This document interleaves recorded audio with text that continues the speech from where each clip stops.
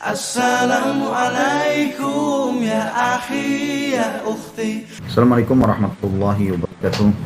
Alhamdulillah wassalatu wassalamu ala rasulillah. Segala puji dan puja kehadirat Allah subhanahu wa ta'ala, juga salawat dan taslim kepada Nabi besar Muhammad sallallahu wa ala alihi wa sahbihi wa sallam. Saudaraku seiman, seperti biasa insyaAllah kita akan buka sesi tanya jawab insyaAllah.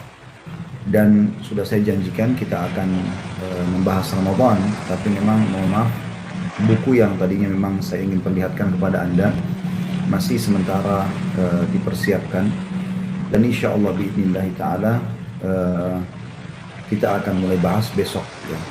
Saya akan bahas khusus untuk membedah buku tentang masalah Ramadan dan apapun yang berhubungan dengan masalah itu. Semoga insya Allah Allah berikan manfaat buat kita semua di besok siang insya Allah di acara kita jam 13.00, karena sekaligus akan dirangkum dengan semua pengajian, akan kita informasikan agar mereka semuanya juga bisa mengikuti. Seperti itulah kurang lebih. Tapi sekarang sangat terbuka tentunya kalau teman-teman ingin bertanya apapun yang berhubungan dengan masalah puasa Ramadan, dan sedikit saya akan berikan kronologisnya. Begini teman-teman sekalian, Allah subhanahu wa ta'ala telah memilih di antara semua malaikat ada malaikat-malaikat pilihan. Mungkin ada pernah dengar namanya Jibril, Mikail. Jibril kan pemimpin para malaikat, Mikail itu wakilnya, Israfil yang meniup sangkakala nanti pada hari kiamat ya. Kemudian malaikat maut yang mencabut ruh ya, malaikat pemikul arsy-Nya Allah. Mereka itu Allah subhanahu wa ta'ala lebihkan dibandingkan malaikat-malaikat umumnya, karena Allah menciptakan malaikat tidak pernah berhenti. Terbukti dalam sebuah hadits Bukhari disebutkan kalau Nabi SAW bersabda, di langit ketujuh ada namanya Baitul Ma'mur, rumah untuk tawaf para malaikat. Setiap hari 70.000 malaikat tawaf dan tidak akan pernah kembali lagi.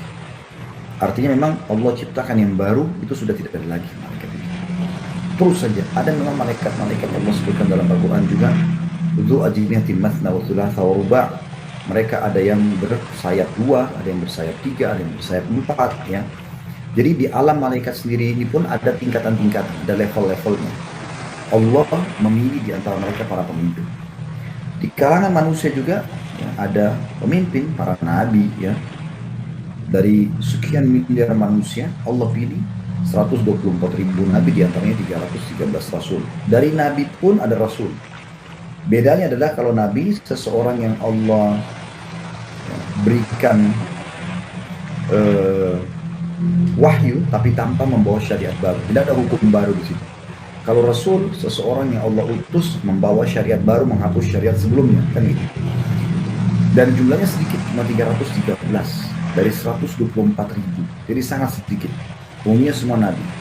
Dari 124.000 ini ya, nabi dan 313 rasul diantaranya itu kerucut lagi, ada 5 saja nabi yang dikenal nabi dan rasul ulul azm, pilihan lagi, yaitu Nuh, Ibrahim, Musa, Isa dan Muhammad alaihissalatu wassalam. 5 ini, dan merucut lagi dari 5 ini satu Nabi Muhammad SAW. Dia adalah pemimpin para nabi dan rasul. Jadi ada pemilihan gitu kan. Allah subhanahu wa ta'ala juga memilih di antara tempat-tempat di muka bumi. Kita sudah tahu banyak tempat-tempat Allah ciptakan ya. Allah pilih Makkah, Madinah, Palestina. Lalu Allah pilih secara khusus lagi tanah di tempat dibangunnya masjid itu adalah tanah yang paling terberkah di muka bumi. Makanya Allah jadikan situ Baitullah atau Ka'bah. Allah jadikan juga di titik ya yang akan dibangun masjid Nabi SAW. Pada saat Nabi SAW tiba di Madinah, beliau naik unta kan, untanya jalan terus. Setiap melewati suku-suku di Madinah, semua berusaha menahan, mengatakan, ya Rasulullah, di tempat kami Anda akan temukan pembelaan ya, Anda akan temukan semua kebutuhan Anda dipenuhi semuanya. Maka Nabi SAW mengatakan setiap kali orang pegang tadi ke kanan untanya, da'ha fa innaha ma'mura, da'ha fa innaha ma'mura, biarkan aja karena dia diperintahkan, biarkan saja dia dapat perintah, sampai dia duduk di lokasi yang ada sekarang Masjid Nabawi. Artinya pemilihan lokasi Masjid Nabawi itu dipilih oleh Allah subhanahu wa ta'ala. Itu juga dengan Baitul Maqdis, Baitul Aqsa ya, Baitul Maqdis atau dikenal dengan Al-Aqsa, Masjidil Aqsa. Itu juga dipilih oleh Allah Subhanahu wa taala. Jadi Allah juga memuliakan beberapa tempat, ya. Begitu juga dengan hari-hari. Allah muliakan Jumat dibandingkan hari yang lain. Nah, bulan Allah muliakan Ramadan dibandingkan bulan-bulan yang lain. Saudara seiman, kita tinggal 2 hari insya Allah. Bahkan mungkin kurang dari 2 hari, tinggal sehari, hari ini sama besok ya. Hari Jumat kemungkinan besar sudah masuk 1 Ramadan, gitu kan. Maka teman-teman sekalian, kita harusnya memahami kita sedang mendekat dengan bulan yang penuh dengan rahmat, penuh dengan kasih sayang. Doa Anda diijabah, permintaan apapun Allah ijabah. Semua pintu surga dibuka. Tahu apa maksudnya? Dalam hadis dikatakan kalau tiba Ramadan semua pintu surga dibuka, tidak ditutup satupun pintu. Kalau Anda bertanya, kan sekarang walaupun dibuka pintu surga manfaatnya buat kita, kita belum bisa masuk, kan begitu. Tapi teman-teman sekalian, banyak orang tidak paham. Yang dimaksud adalah dibuka pendaftarannya. Anda bayangkan kalau Anda mau kerja di satu perusahaan, kemudian Anda tidak mengatakan itu, tidak ada spanduk nih. Ini siapa yang mendaftar di sini, dia akan diterima misalnya. Anda tidak pernah mendaftar, cuma mengkhayal, oh saya mau masuk kuliah di sini, tapi nggak pernah daftar. Oh saya mau kerja di sini, tapi saya tidak pernah daftar. Nah, Ramadan bulan pendaftaran, iklan resmi dari Rabbul Alamin, Tuhan alam semesta, disampaikan oleh lisan yang paling mulia dan suci, Nabi Muhammad SAW. Beliau mengingatkan iklan dari 1 Ramadan sampai 30 Ramadan, pendaftaran, mau jadi ahli surga. Itu juga ditutup semua pintu neraka. Pertanyaan sama. Kira-kira kalau neraka pun dibuka atau ditutup, sekarang apa efeknya kepada kita? Maka yang dimaksud adalah ada penghapusan nama dari api neraka. Jadi mulai hari Jumat insya Allah, bi'idhnillahi ta'ala, semoga Allah panjangkan umur kita, Allah berkahi kehidupan kita, Allah mudahkan kita untuk bisa mendapatkan Ramadan. Anda sudah mulai bisa menghapus nama Anda dari api neraka. Jadi kita semua sekarang dalam sebuah hadis sahih dijelaskan punya tempat di surga, punya tempat di neraka. Ya. Kalau Anda meninggal dalam keadaan mukmin baik, ya, maka Anda masuk ke dalam surga. Anda meninggal dalam keadaan kafir, fasik, Anda masuk ke neraka Anda, kan begitu. Makanya Nabi SAW mengingatkan, dan di bulan Ramadan ada penghapusan nama-nama dari api neraka. Penghapusan nama-nama dari api neraka. Dan itu terjadi di setiap malam dari malam-malam Ramadan. Kita angkat tangan, berdoa kepada Allah Subhanahu wa taala. Allah akan menghapuskan. Dan Anda akan tiba di bulan yang penuh dengan kasih sayang, penuh dengan penerimaan doa, penuh dengan peninggian derajat, ya. Nafas pun, tidur pun, ya, seakan-akan Anda ibadah. Karena Anda sedang berada di bahtera, ya, di bahtera puasa. Jadi mulai sahur sampai buka puasa, Anda tidur, Anda ngobrol, Anda beraktivitas umumnya, Anda berada di bahtera puasa. Maka semua itu adalah karunia yang sangat besar. Setiap orang di antara kita harusnya gembira menyambut bulan Ramadan. Apalagi memang di saat pandemik seperti sekarang ini, kita membutuhkan itu. Kita membutuhkan pendekatan diri kepada Allah Subhanahu wa taala. Dan bulan Ramadan walaupun tidak ada ini, tetap saja, ya, tetap saja kita bisa mendapatkan keutamaan, apalagi dengan kondisi kita sekarang. Kondisi kita sangat butuh untuk mendekatkan diri kepada Sang Pencipta Allah Subhanahu wa taala. Maka kita harus memiliki hati yang tenang, hati yang senang, yang lapang dalam menerima dan menyambut Ramadan. Walaupun tentunya yang biasa kita ramaikan di masjid, buka puasa bersama, kita adakan acara buka puasa bersama di kantor, tarawih bersama, ya. Yang lebih seru lagi di 10 terakhir Ramadan kita iktikaf, kita berlomba-lomba tadarus, ya. Saya selama ini bertahun-tahun tidak pernah berhenti pengajian di bulan Ramadan, tetap berjalan, Masya Allah. Tapi sekarang apa boleh buat, kita harus bisa menerima kalau ternyata berkurang, gitu kan, jadwal itu. Dan kita bisa live seperti ini saja. Kemudian juga lebih seru lagi daripada itu, teman-teman mudik, sekarang dilarang untuk mudik. Kita lebaran, bergembira, bersuka cita, gitu kan. Karena setelah berhasil berpuasa selama sebulan, semua itu sudah berkurang. Saatnya Anda dekatkan diri kepada Allah Subhanahu wa taala justru dari rumah, gitu kan. Justru dengan cara mengikuti ceramah-ceramah live, justru dengan cara Anda coba lebih banyak membaca buku, lebih banyak melakukan aktivitas lah positif di rumah, ya, lebih banyak waktu dengan keluarga dan seterusnya. Seperti itu kurang lebih. Baik teman-teman, untuk menyambut Ramadan supaya kita gembira, supaya kita semangat ya dalam menyambutnya, maka Anda harus lakukan beberapa hal. Ini saran saya saja yang saya lakukan. Yang pertama, coba mengingat kembali keutamaan-keutamaan Ramadan. Coba kembali mereview. Ya, karena saya sering sampaikan, kalau Anda ingin rajin melakukan satu perbuatan ibadah apapun sifatnya, maka yang kami sarankan adalah teman-teman baca keutamaannya. Jadi janji Allah apa sih di ibadah itu? Kalau Anda mau rajin sholat malam, baca tentang keutamaan sholat malam. Anda mau rajin sedekah, baca keutamaan sedekah. Anda mau rajin baca Quran, baca keutamaan baca Al-Quran, gitu kan? Jadi biar tahu. Ya. Ramadan, teman-teman sekalian, memiliki banyak sekali keutamaan. Kita akan mulai dengan hadis Nabi Sallallahu Alaihi Wasallam. Kalau tiba Ramadan, dia mengatakan, "Atakum Ramadan." Ramadan telah datang kepada kalian. Bulan yang penuh dengan rahmat, kasih sayang. Bulan yang penuh dengan pengampunan. Bulan diterimanya semua doa-doa. Tiga dulu ini ya. Kenapa dikatakan bulan rahmat? Bulan yang penuh kasih sayang. Karena memang Allah Subhanahu wa Ta'ala pada saat itu menurunkan kasih sayangnya kepada orang-orang dengan cara melipat gandakan pahalanya, gitu ya. Memudahkan mereka untuk beribadah, karena seluruh orang yang syahadat di muka bumi ini, Anda pergi kemanapun sama. Pagi sampai maghrib mereka puasa, malam harinya mereka sholat. Sibuk dari ibadah ke ibadah yang lain. Sangat sedikit orang yang melanggar, terutama dari kaum muslimin pada saat itu. Bulan pengampunan. Nabi SAW memastikan di bulan Ramadan dibersihkan dosa-dosa. Dibersihkan dosa-dosa. Gitu kan? Sampai kata Nabi SAW, sungguh celaka seseorang yang mendapatkan Ramadan sementara Ramadan pergi dan dia belum diampuni dosanya. Karena kesempatan Allah mengampuni dosa-dosa. Kemudian diterimanya doa. Kata Nabi SAW, tentang masalah ini, ya, siapapun yang berpuasa maka dia akan diijabah doanya.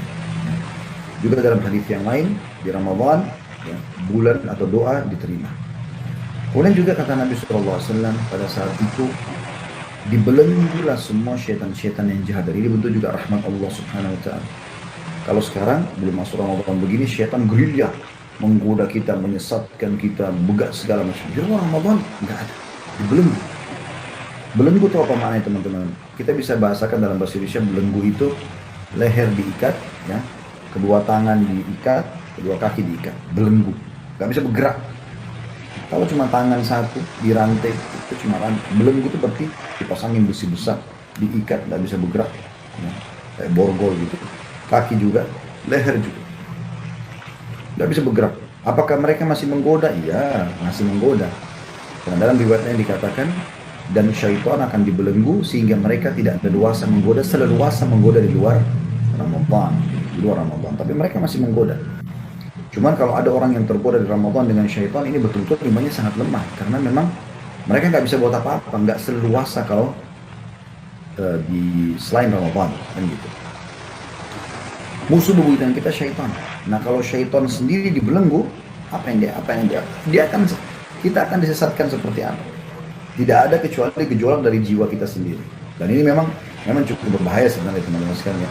Artinya gini, selain syaitan memang ada yang membuat kadang-kadang kita sesat, itu adalah jiwa kita sendiri. Saya kasih contoh. Anda tahu nggak kira-kira siapa yang menggoda iblis pada saat Allah suruh dia sujud kepada Adam, dia nggak mau sujud? Kan kita tahu pemimpin syaitan iblis. Baik, iblis pada saat itu tidak mau patuh. Siapa yang goda dia? Dalam jiwanya sendiri. Allah mengatakan fa'alhamaha fujuraha wa taqwaha. Allah memberikan potensi kejahatan dan perbuatan baik dalam jiwa manusia. Jadi tergantung kita bagaimana mengontrolnya, gitu kan? Cuma ini biasa ego pribadi dan sifat buruk itu ditunggangi oleh syaitan sehingga dia kayak punya kendaraan. Nah di bulan Ramadan penunggang daripada ini tidak ada, nggak ada. Maka Anda lebih mudah mengontrol diri sebenarnya. Dibuka semua pintu surga, artinya pendaftarannya sedang dibuka. Ya, sampai kata Nabi SAW dalam hadis lain, kalau tiba Ramadan, Allah kirim malaikat diutus untuk menyeru, wahai pelaku kebaikan, kerjalah segera, karena kebaikan sedang depan mata kalian. Wahai pelaku keburukan, berhentilah, ya, karena pada saat ini semuanya, ya, sedang ditutup, pintu neraka ditutup. Lagi nggak ada peluang untuk berbuat dosa. Kemudian Nabi SAW mengatakan, dan pada bulan itu Allah melihat persaingan kalian, ya. Maka perlihatkanlah yang baik dari diri kalian. Teman-teman, apa kita sadar mungkin ada orang yang ikut bersama kita Ramadan tahun lalu, tapi sekarang tinggal nama saja. Mungkin dari kalangan dai, dari kalangan ulama, dari kalangan pebisnis, dari kalangan teman-teman kita, mungkin yang lebih tua dari kita, mungkin lebih muda. Mereka udah nggak ada lagi sekarang. Kemana mereka? Sudah dikubur. Sesuatu yang paling diharapkan dari orang yang mati, teman-teman sekalian, adalah bagaimana mereka bisa hidup seperti kita, lalu mereka beramal saleh. Umar bin Abdul Aziz rahimahullah, seorang ulama tabi'in yang masyhur, tabi'in generasi yang kesekian, dan dia cucunya Umar bin Khattab.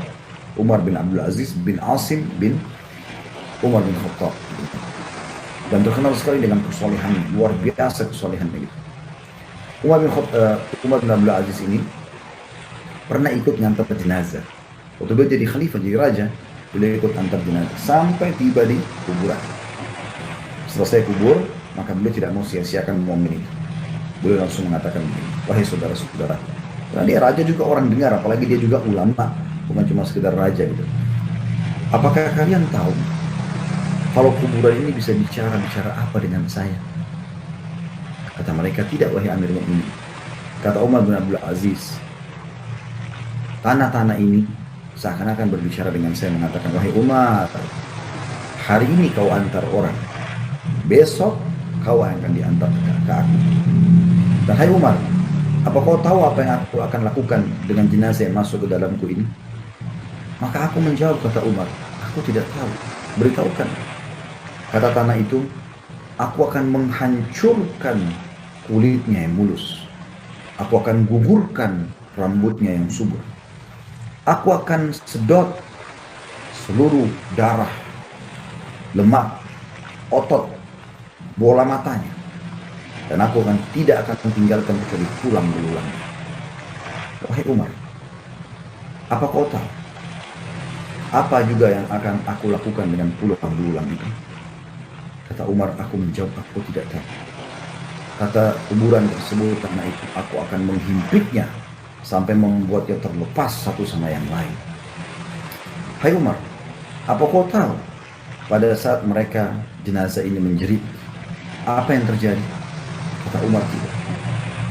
Kata kuburan tersebut, dia akan menjerit sehingga seluruh jin dan manusia, semua makhluk mendengarkan kecuali jin dan manusia, karena kerasnya cambukan malaikat yang Allah amanahkan datang ke dalam. Maka ini pada saat itu Umar bin Abdul menangis rahimahullah dengan beberapa statement yang dia buat seperti itu. Orang-orang pun pada menangis pada saat itu mendengarkan apa yang disampaikan. Artinya ini seruan, ya, bahwasanya orang akan meninggal, dan hati-hati. Mati itu teman-teman sesuatu yang misterius, kita semua tidak tahu kapan datangnya. Jangan Anda bangga dengan ketampanan, dengan kecantikan, dengan umur yang masih muda, kulit yang masih kencang, mata yang masih terang, rambut yang masih hitam, dan segala macam hal.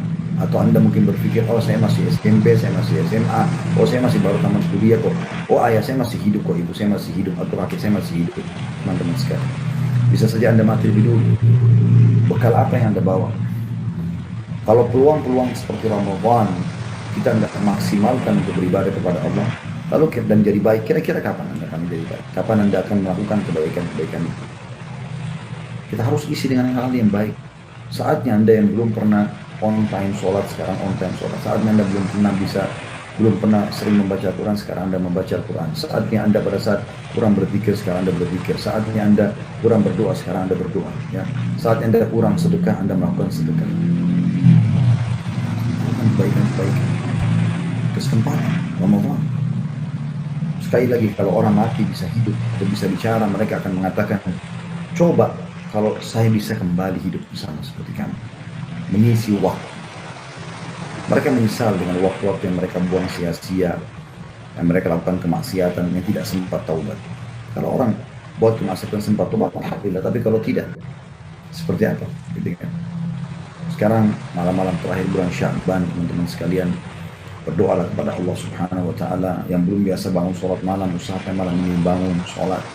Mohon kepada Sang Pencipta Allah agar digerakkan hati Anda supaya bisa lebih dekat kepada Allah lagi, dibukakan semangat untuk menyambut Ramadan. Semua persepsi syaitan sekarang akan dia lemparkan yang negatif ke dalam diri kita. Semuanya. Oh, ini nanti puasa nih, tahan nggak ya? Panas. Apalah, inilah, itulah, segala macam supaya Anda tidak tahan puasa. Teman-teman tahu nggak? Niat itu dalam agama kita, bahasa lainnya kan sugesti ya. Makanya Nabi SAW selalu mengatakan innamal a'malu binniyat. Semua sesuai dengan niat seseorang. Niatnya seperti apa? Innamal a'malu binniyat. Semua amal sesuai dengan niat. Wa innamal likulli imri'in ma nawa. Maka semua orang akan dibalas sesuai dengan apa yang dia niatkan. Sugestinya. Kalau sugesti kita kuat, setan akan tanamkan misalnya nanti susah untuk puasa. Kalau itu kita tanamkan dalam diri kita sugestinya, niatnya begitu, maka memang akan jadi susah.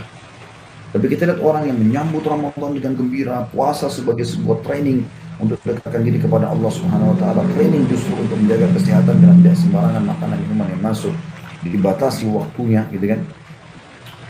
Maka dia akan gembira. Mungkin Anda pernah alami, saya pun sering alami. Subhanallah, pada saat kita menyambut Ramadan dengan gembira, kita coba puasa ya, dengan senang, dengan gembira, nah kita akan temukan sampai buka puasa pun rasanya santai aja. Mungkin cuma makan beberapa 1-2 butir kurma, minum sedikit air madu kah, sirup kah, teh hangat kah misalnya, udah cukup.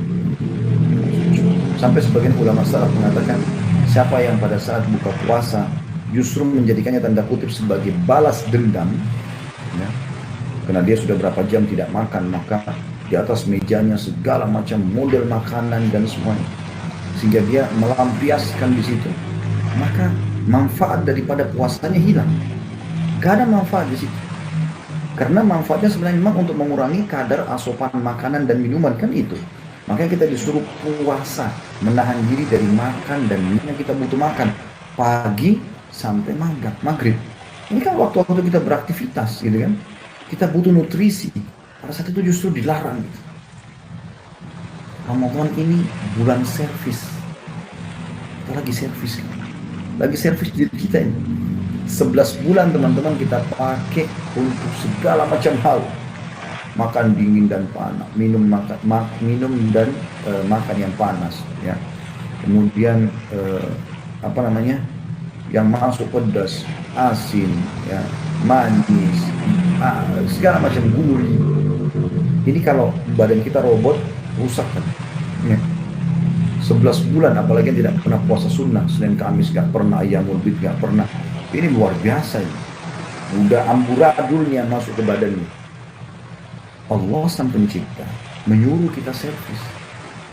Kalau mobil kita pakai terus setahun tidak pernah diservis, beda dengan mobil yang per berapa waktu diservis, cek olinya, ganti minyak remnya, ini itu segala macam, maka enak dipakai mobil itu. Bahkan ada mobil Masya Allah karena terawat, biar mungkin tahun 60-an, tahun 50-an sampai sekarang disimpan, dipakai, masih bagus, masih enak.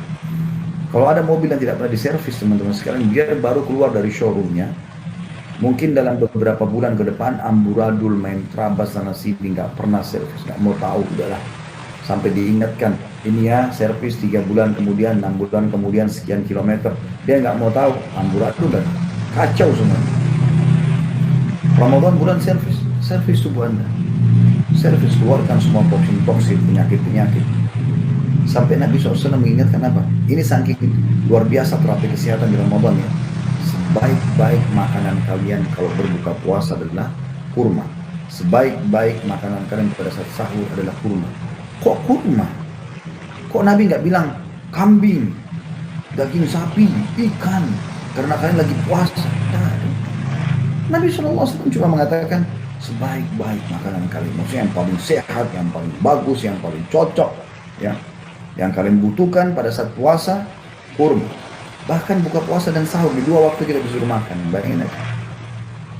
Memang dia lagi terapi kesehatan, servis.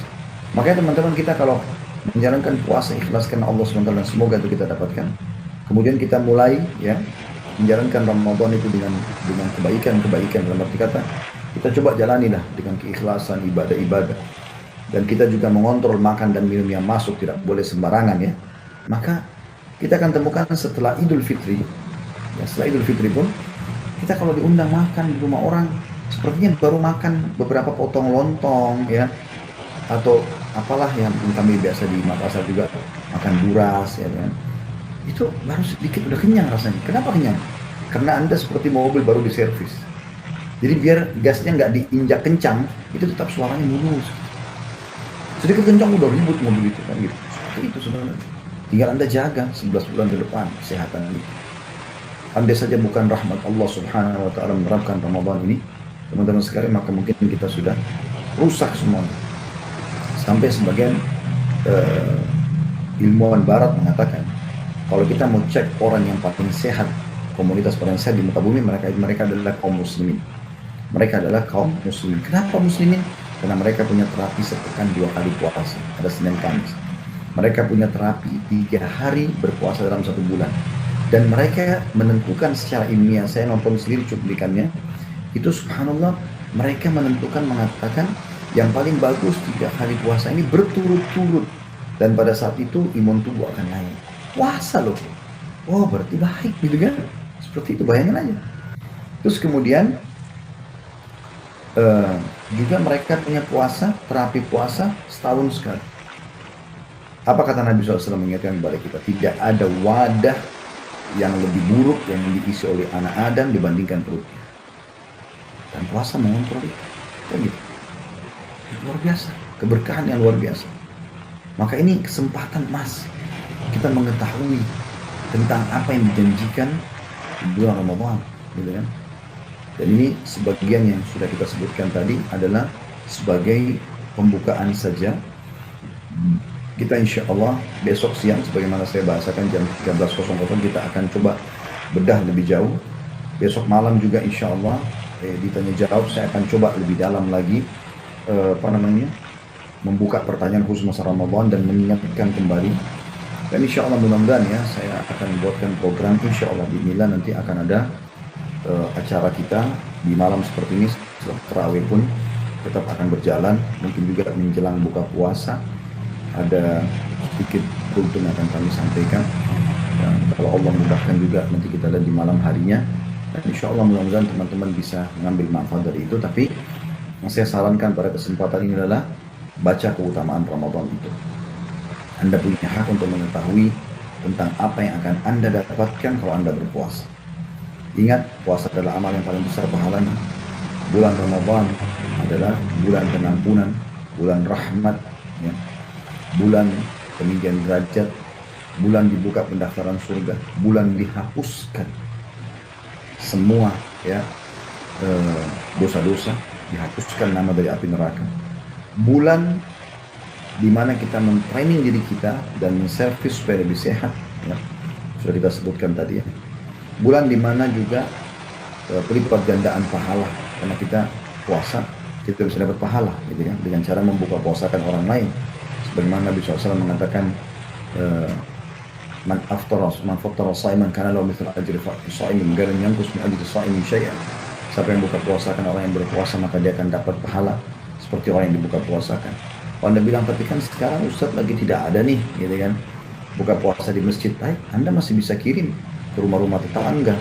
Belilah misalnya kurma dari sekarang ya, beli kurma-kurma mungkin yang Anda mampu. Satu misalnya saya lihat di minimarket, di supermarket sekarang sudah banyak sekali bisa dibeli, misalnya yang satu packingnya bisa 15.000, 20.000 rupiah. Anda mampu beli berapa, belilah, mampunya bagi 10 misalnya, 10 aja Anda bagikan misalnya 20.000 jadi 200.000, buka puasakan orang, seperti itulah. Kemudian selanjutnya teman-teman sekalian, insya Allah kita akan coba buka pertanyaan ya. Insya Allah di pertanyaan yang pertama saya akan coba baca di YouTube ya. Apa yang sudah masuk, saya akan mulai dari awal dulu.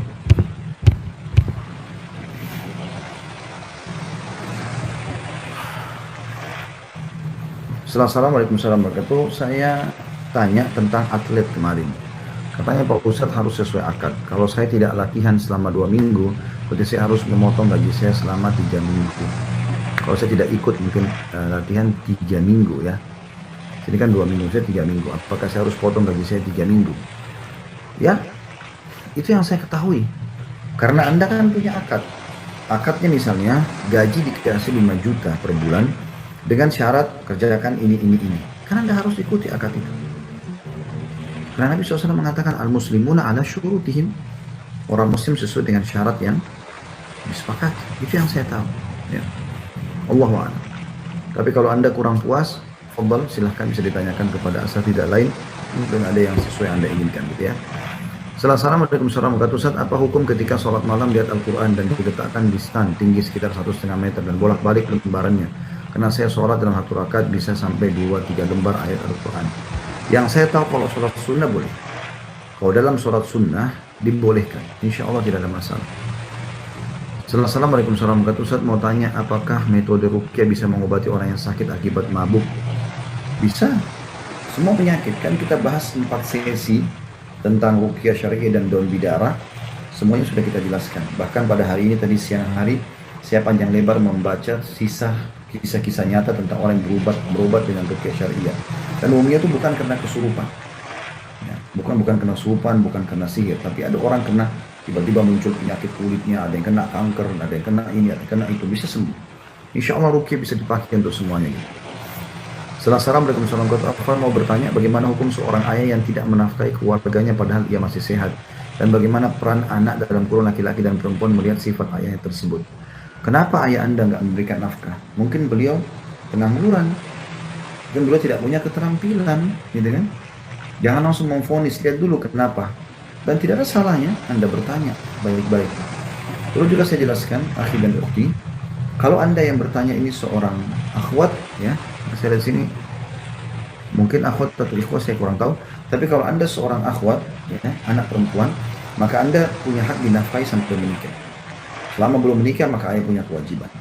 Dan kalau Anda anak laki-laki, kewajiban ayah hanya memberikan nafkah sampai balik saja, nggak lebih daripada itu, ya. Jadi yang saya tahu, Allahu a'lam, dilihat keadaannya, dan Anda tidak ada salahnya bertanya kepada ayah gitu kan, maaf ayah, ini di rumah makanan tidak ada atau apa, ya, apa yang bisa saya bantu. Anda seperti bertanya begitulah ya. Jadi bukan menghardinya. Mungkin beliau akhirnya membuka masalahnya. Mungkin beliau sudah coba cari kerjaan tapi tidak bisa. Mungkin. Tapi kalau betul seperti yang teman atau ukhti ini yang bertanya, betul memang dia tidak mengerjakan apa-apa gitu kan, maka dia berdosa. Siapapun itu suami, ya, itu juga dengan ayah di sini posisinya. Kalau dia suami punya istri, ya, punya anak, kalau dia ayah, maka dia punya kewajiban memberikan nafkah. Kata Nabi SAW dalam hadis sahih, kafa bil mar'i ithman an yudayya ma yaqutu. Cukuplah perkara yang sangat berat pada seseorang yang menyanyiakan apa yang wajib dia nafkah. Kalau apa yang harus dilakukan sebagai anak laki-laki dan anak perempuan tadi, coba minta dengar dulu gitu loh. Apa kira-kira alasannya? Mungkin memang alasannya masuk akal, gitu kan? Apalagi di zaman pandemik seperti sekarang, banyak orang di PHK, mau kerja pun susah, gitu ya. Allahu a'lam. Dan Anda sebagai anak coba bantu dengan doa. Kalau Anda punya keterampilan tertentu, coba bantu keluarga. Anda cari pahala dari orang tua. Ustaz, bagaimana cara para ulama sholat untuk menyambut Ramadan? Bagaimana para ulama salaf ya dalam menyambut Ramadan? Ya, mereka tadi saya sudah jelaskan. Mereka sebenarnya gembira, mereka menyambutnya dengan membaca keutamaannya, lalu mereka mempersiapkan diri dengan berdoa kepada Allah Subhanahu wa taala agar disampaikan Ramadan, dimudahkan agar bisa beramal pada saat itu. Yang begitu, ya. Itu insya Allah yang mereka lakukan. Kemudian berjalanlah. Ya, Ramadan itu sebagaimana kita tahu, Ramadan akan datang dengan keikhlasan, dengan ketulusan dalam mengerjakannya.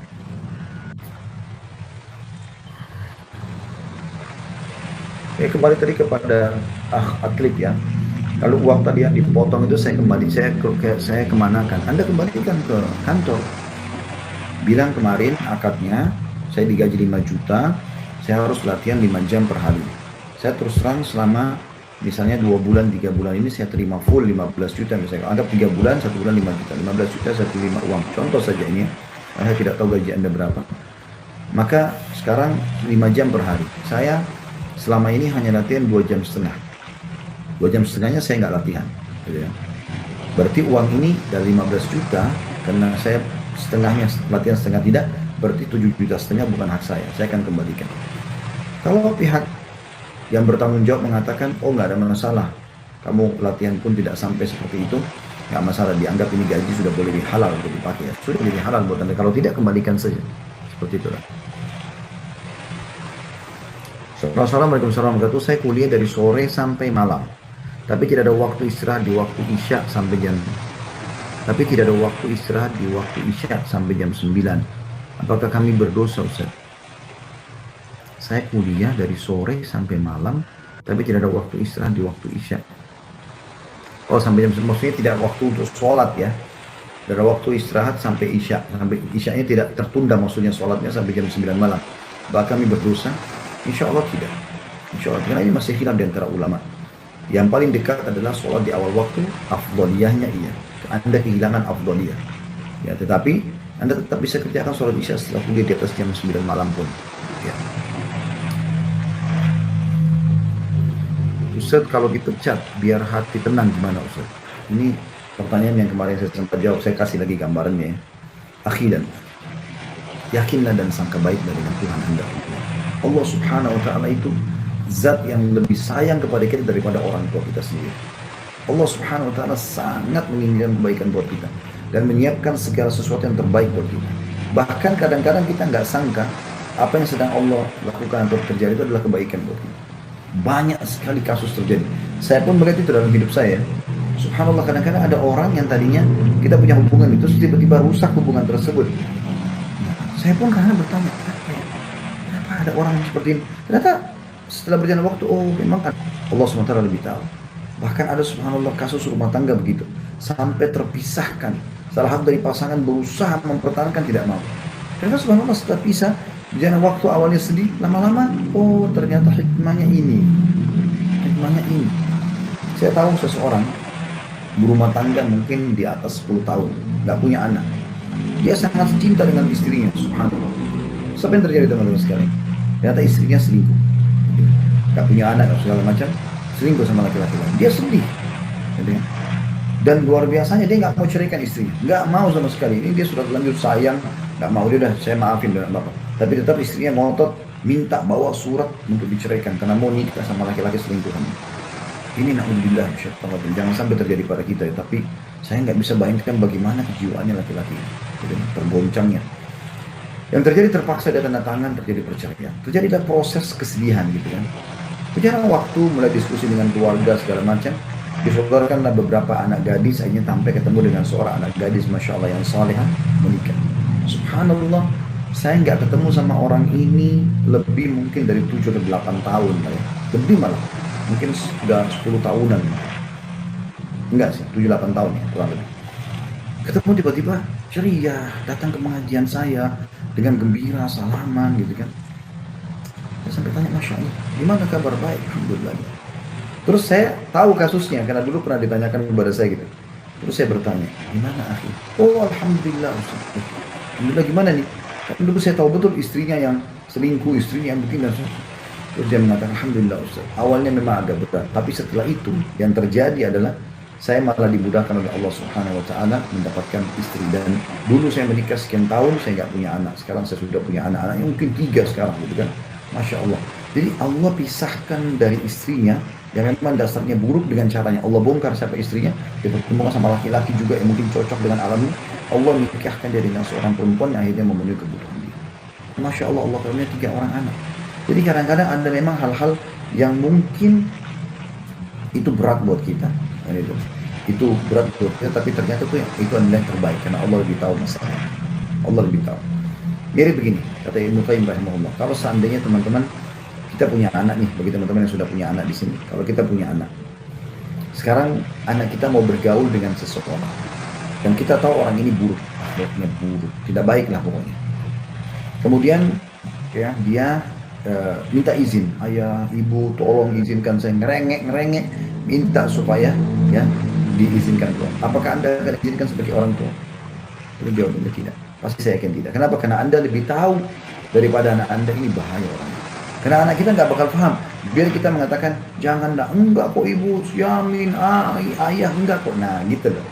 Nah seperti itu kurang lebih gambarannya. Karena Allah subhanahu wa ta'ala belum memberikan kepada Anda, berarti Allah lebih tahu. Sangka baik dengan Rabbul Alamin. Sakit awalnya, iya, tapi proses. Memang harus dinikmati proses itu. Tapi Anda akan temukan nanti jawabannya. Subhanallah, tidak jadi nikah sama fulan, oh ternyata ini. Tidak jadi kerja di sini, oh ternyata karena ini. Dan selalu sudah kita bersangka baik. Siapa yang sangka baik dengan Tuhannya, pasti dia akan bahagia, teman-teman sekalian. Kemudian selanjutnya saya akan coba baca dari Instagram insyaAllah. Setelah tadi saya baca dari YouTube ya. Assalamualaikum warahmatullahi wabarakatuh. Ini ada penanya dari Amsterdam.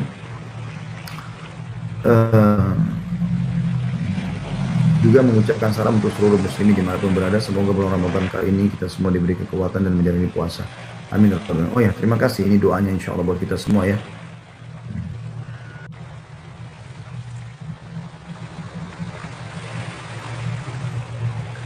Ada permintaan untuk acara sahur juga, insya Allah kita akan coba ya, pikirkan masalah itu. Saya hanya tidak mau mengganggu waktu sahur dia, tapi insya Allah nanti saya tidak janjikan, tapi insya Allah kita akan lihat waktu-waktu yang paling tepat. Kalau ada permintaan dari teman-teman untuk memang kita terus adakan acara, insya Allah kami akan pertimbangkan masalah itu. Karena saya juga coba melihat dari orang yang mengikuti live ya, kalau emang peminatnya cukup banyak, ya gitu, insya Allah kita akan coba terus jalankan. Kalau emang tidak, kita akan kembali ke seperti biasa pengajian-pengajian yang saya udah sering isi insya Allah ya.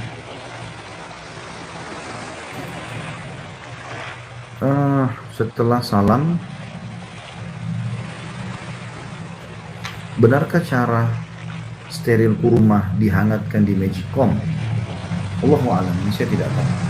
Kalau saya selama ini belum pernah pakai seperti itu. Kurma cukup dicuci saja, insya Allah sudah bisa dikonsumsi ya. Kalau saya tahu gitu.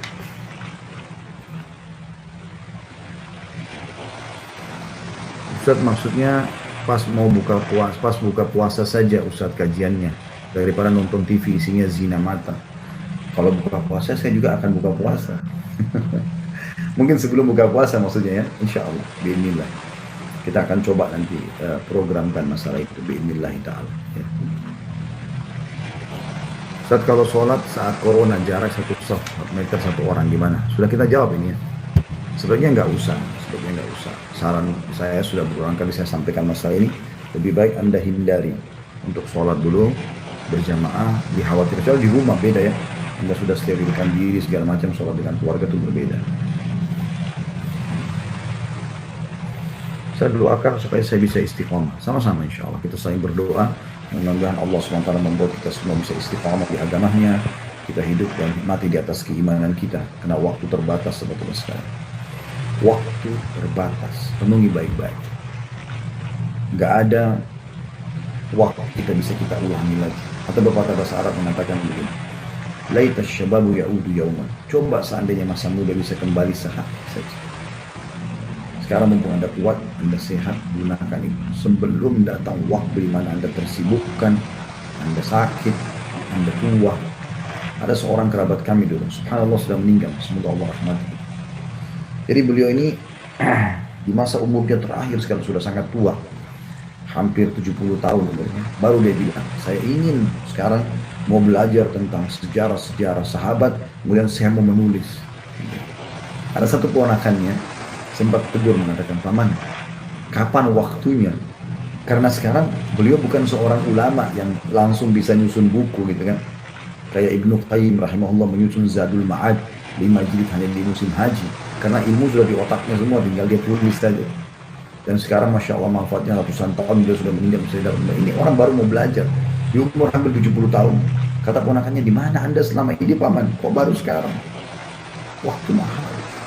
Istiqomah teman-teman sekalian. Anda hanya akan merasakan nikmatnya iman dan ibadah itu kalau Anda istiqomah. Kalau orang Senin Kamis ibadahnya, kapan dia suka dia ibadah, kapan tidak terus, itu percuma. Jadi nggak ada juga kenikmatan ibadah itu. Anda akan rasakan sekali lagi kenikmatan ibadah justru pada saat Anda maksimalkan, selalu mengerjakannya, lama-lama jadi istiqomah, dan itu justru ada kenikmatan. Kenikmatan yang terbukti kita jadi nggak mau berhenti, ketagihan. Ada jemaah saya gara-gara dia coba praktikin beberapa dalil yang kami sampaikan tentang sedekah. Dia mengatakan, Ustaz, saya sampai ketagihan sedekah itu. Ketagihan, kayak orang ketagihan, kayaknya kalau nggak sedekah tuh nggak enak. Cari siapa lagi yang dia mau kasih, apalagi yang dia mau kasih. Setiap kali makan pikirannya, siapa lagi yang saya mau berbagi. Karena sudah pikiran dia, kalau saya berbagi ini investasi yang terbenar. Ini yang paling benar. Pernah baginda Nabi SAW menyembelih seekor kambing. Lalu beliau berikan kepada Aisyah sambil mengatakan, hai Aisyah, bagi-bagikan. Maka Aisyah pun mengikuti perintah Nabi SAW, dia bagi-bagi kecuali paha bagian depan. Dan ini yang paling disuka oleh Nabi SAW. Maka setelah itu Nabi SAW sibuk dengan giliran di luar rumah, datang, lalu itu beliau mengatakan, wahai Aisyah, bagaimana? Apa yang sudah kau lakukan dengan kambing tadi? Kata dia, ya Rasulullah, sudah habis semuanya, kecuali pahanya. Pahanya saya tinggalkan buat Anda. Kata Nabi SAW, keliru hai Aisyah. Kau harus ucapkan apa? Ucapkanlah kalau semuanya ada dan habis satu pahanya. Apa maksudnya? Maksudnya yang kau sedekahkan itu yang kita akan terima pahalanya di akhirat. Yang kau tinggalkan kita makan di paha, ini sebenarnya yang habis. Begitu cara memahami kalau orang sudah istiqomah, maksimalkan waktunya. Dia tahu kalau apa yang dia kerjakan itu adalah dia akan panen di sana, maka dia selalu memberikan yang terbaik. Ingat teman-teman sekalian ya, Allah Subhanahu wa taala tidak pernah butuh dengan ibadah kita. Jadi jangan pernah antum atau Anda beribadah karena berpikir Allah butuh. Makanya kita sholat itu asal jadi saja. Yang penting sudah store kewajiban. Kita biar ibadah teman-teman ribuan tahun, nggak ada manfaatnya buat Allah Subhanahu wa taala. Allah nggak butuh. Allah hanya mau menilai ketakwaan kita, kepatuhan kita kepadanya. Seperti itu. Ya, jadi harus hati-hati. Kita harus istiqomah. Anda tidak akan merasakan kenikmatan ibadah sampai ada istiqomah. Ya. Dan saya sudah sampaikan kira-kira istiqomah, jangan lupa. Yang pertama, nuntut ilmu. Selalu. Buat simbol tidak ada hari tanpa ilmu. Dengarin selalu. Yang kedua, Anda harus mengamalkan isi ilmu itu. Nggak bisa tidak. Dengarin sholat malam, amalkan. Dengarin puasa, amalkan. Dengarin baca Quran, amalkan. Yang ketiga, bentuk komunitas yang soleh. Bentuk teman-teman yang baik. Grup-grup ya kita semuanya orang-orang yang baik dalamnya. Yang isinya selalu berbagi kebaikan-kebaikan. Yang keempat, berdoa kepada Allah Subhanahu wa taala supaya diistiqomahkan. Allah SWT memerintahkan kita untuk itu. Gimana bayar fidyah istri yang hamil 2,5 kilo beras per hari? 2,5 kilo beras per hari mirip dengan zakat fitrah. Ya. Tinggal dikali jumlah hari yang Anda tidak ada atau tidak puasa. Kalau kita sudah tarawih, bolehkah kita tahajud lagi? Boleh. Yang mengatakan sholat malam, tarawih dan malam itu dipilih salah satunya. Itu pendapat pertama. Dan tidak lebih dari 11 rakaat. Ada pendapat kedua mengatakan orang boleh tarawih, boleh juga disambung dengan sholat malam. Kalau Anda pernah lihat ya, mungkin tahun ini tidak ada barangkali ya, sholat tarawih di Masjid Haram di 10 terakhir Ramadan sekitar 33 rakaat sholat itu. Setahu saya nggak ada masalah. Saya pun berpegang pada pendapat yang tarawih mau sholat malam lagi, gitu kan? Tapi teman-teman perlu garis bawahi satu hal. La witraini fi lailah. Nggak ada 2 witir dalam satu malam. Ya. Baik, selanjutnya.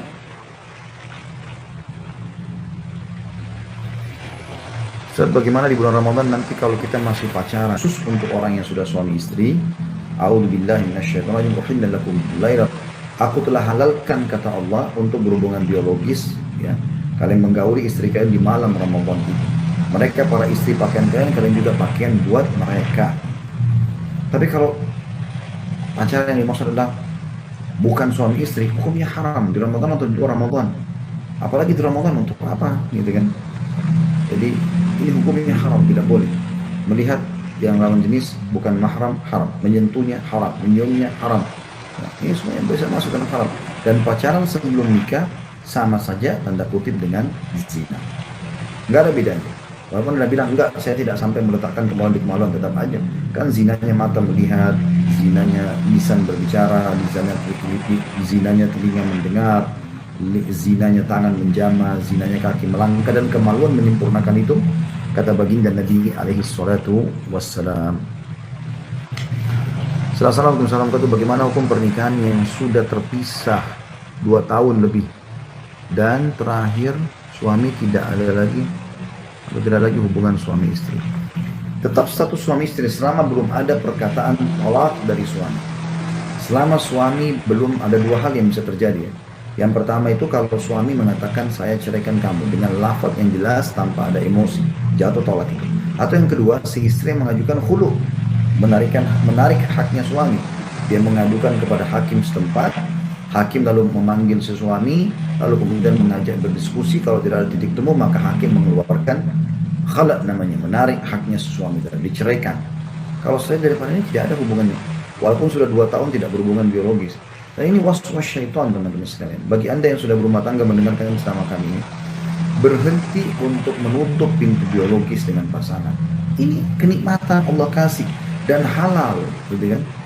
Makanya kita harusnya bisa memberikan yang terbaik pada pasangan kita dan nikmati yang ada. Sampai kata Nabi SAW, kalau seseorang di antara kalian melihat lawan jenis yang mengundang syahwatnya di luar, kembalilah pada pasangannya, karena dia memiliki apa yang dimiliki. Ujungnya kemaluannya sama, beda casing iya. Oh ini putih, oh ini Arab, oh ini Melayu, oh ini bule, oh ini... ujung-ujungnya sama saja. Jadi, maka jangan sampai buka pintu ini ya. Saya sering dengarkan keluhan seperti ini. Sudah setahun tidak biologis, 2 tahun tidak biologis, ada 10 tahun tidak biologis, tinggal. Lalu untuk apa suami istri? An-nikah dalam bahasa Arab itu, definisinya nikah ya, itu adalah al-wata', biologis itu. Nah, biologis. Makanya Nabi SAW mengatakan, man tazawwaja faqad dhamina nisfa dinah falyattaqillah fi nisfil baqi. Siapa yang telah menikah, dia telah menyelamatkan setengah agamanya, karena dia sudah punya tempat pelampiasan biologis. Maka dia tinggal menjaga setengah yang tersisa, gitu kan? Jadi harusnya kita memperindah biologis itu. Bahkan sebagian ulama menjadikan biologis bagian daripada pendekatan diri kepada Allah Subhanahu wa taala yang halal, tapi yang halal dengan suami istri. Kata Nabi sallallahu alaihi wasallam, fi bid'i ahadikum shadaqah. Di kemaluan kalian ada sedekah, ada pahala besar. Para sahabat kaget lalu berkata, ayati ahaduna ahba walahu fihi ajr.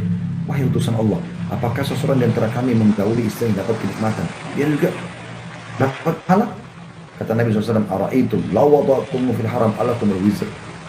Tidakkah kalian lihat kalau kalian letakkan kemaluan kalian pada yang haram, kalian dapat dosa kalau zina? Kata para sahabat, bala ya Rasulullah, benar wahai utusan Allah. Kata Nabi SAW, wakadzalika fil halal, juga kalau yang halal.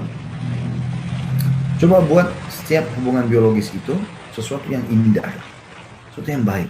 Setiap suami, setiap istri berusaha coba memberikan dari penampilan, minyak wangi, bau mulut, bau badan yang terbaik, supaya jangan membuka pintu syaitan agar membuat rusak. Ingat, perceraian bermula dari rusaknya biologis. Kapan biologis itu baik, maka 50% masalah rumah tangga sudah selesai. Kapan dia rusak, maka rusak. Makanya dalam hadis Bukhari, Nabi SAW ingatkan, iblis punya singgasana di lautan dan dia selalu dia selalu terima laporan setiap hari dari anak cucunya. Ada yang mengatakan, saya baru buat si fulan membunuh, saya baru buat si fulan mabuk, saya baru buat si fulan mencuri. Bagi iblis dianggap biasa. Sudah, itulah. Sampai ada datang anak cucu yang mengatakan, saya baru ceraikan suami istri. Kata iblis, kamu jagoannya. Itu. Dan awal pemula cerai adalah ini. Makanya jangan dirusak teman-teman sekalian. Diperindah. Disambut dengan baik. Supaya tertutup pintu-pintu fitnah itu. Nasihat saya bagi akhwat kita yang sudah menjadi istri, jaga penampilan yang terbaik. Kata Nabi SAW, wanita ahli surga. Kepada para suami disampaikan, adalah wanita ahli surga. Kalian, istri kalian yang ahli surga adalah yang kalau kalian lihat kepadanya kalian akan senang. Bajunya, penampilannya, badannya wangi, senyumannya, rambutnya yang rapi. Sampai Aisyah kalau menyambut Nabi SAW, ditaruh wangi-wangian di rambut beliau, radhiyallahu anha, menyambut Nabi SAW.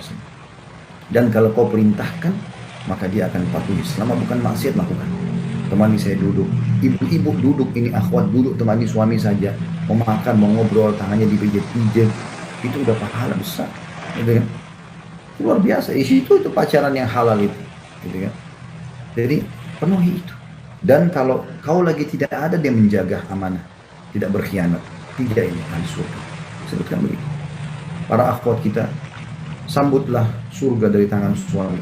Karena kata Nabi SAW, istri manapun yang meninggal sementara suaminya ridho, merasa kehilangan. Ridho itu kehilangan, aduh istri saya meninggal, sedih. Maka dijamin baginya masuk surga. Jangan sampai Anda menjadi pada saat meninggal suami mengatakan alhamdulillah dia mati. Karena dengan dia mati tidak ada lagi yang cerewet, telinga saya nggak bengkak karena tiap malam ribut terus. Gitu. Kejar surga dari suami. Begitu juga Anda sebagai suami. Kejar yang terbaik, nikmati istrimu. Berikan dia bagi tidur yang kamu suka, berikan minyak wangi yang kamu suka, sampaikan yang kau inginkan, nikmati dia. Kata Nabi SAW, istrimu, kalau kau nikmati, kau akan nikmati dia. Tapi kalau kau buat masalah, maka akan jadi masalah bagi kamu. Kan begitu penyampaian wahyu Nabi SAW sampaikan. Di sini ada yang minta dicariin jodoh. Saya nggak tahu mau cariin jodoh bagaimana. Saya doakan insya Allah mudah-mudahan jodohnya dimudahkan oleh Allah SWT ya.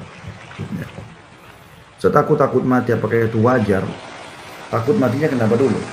Kalau Anda takut mati karena ada penyebab-penyebabnya, misal terjadi gempa, ya, adalah ya ini kasus corona, Anda sedang kena dan Anda merasa khawatir mati, itu masih manusiawi. Ya.